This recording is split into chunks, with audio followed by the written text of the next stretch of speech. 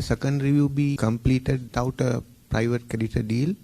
And in your view, from preliminary data, have we met the kind of quantitative targets for the December performance criteria and so on? And also, I think there was a mention earlier in your staff report about central bank's balance sheet. What is the preferred way of accounting? I think there's losses after the debt restructuring on the domestic assets of the central bank, which was a result of the restructuring. So how do you view that? And there was some call for a recapitalization. The end December performance criteria and other commitments, so we will assess them at the time of the second review. That's when we conduct our formal assessment. Our purpose for being here now is to engage with the authorities on all of these reforms, identify any challenges, and discuss how these challenges could be addressed. We have the Central Bank Act that establishes the central bank's independence. It's important also for the central bank to be economically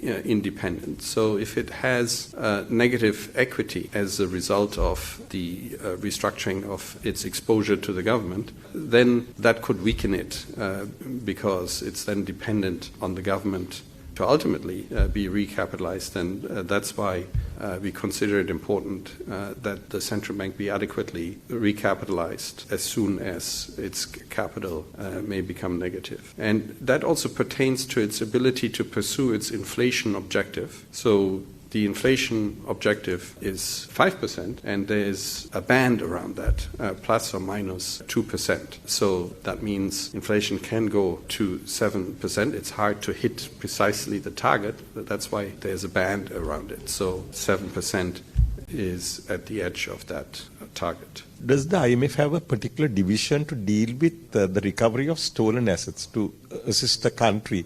In the governance diagnostic, there was a recommendation, and in fact this has also been incorporated into the program with respect to the proceeds of crime or asset recovery, so that there be a law that governs, how to deal with that. And so that is a benchmark in the program, and we are discussing the progress towards that with the authorities. We have been in discussion with the authorities about how to improve revenue collection, and there's many avenues towards doing that. Digitalization is one of them, and this is something that is in discussion for now. Thank you. So it is important to make progress towards digitization, because that's an important way to sort of disconnect two parties who otherwise have scope to not transact in the way that they're meant to pay and to do. So we do encourage progress with the digitization, and that also pertains to this question on revenue leakages. It should be said that there is a commitment in the program that the various agencies introduce anti-corruption plans for their specific agencies as well. So that will be important to make progress with as well. The vehicle ban. IMF previously advised to do away with the ban. What do you have to say about that as well? The government still having the vehicle import ban. As you know, these have been loosened over time. There's some remaining, and it's something that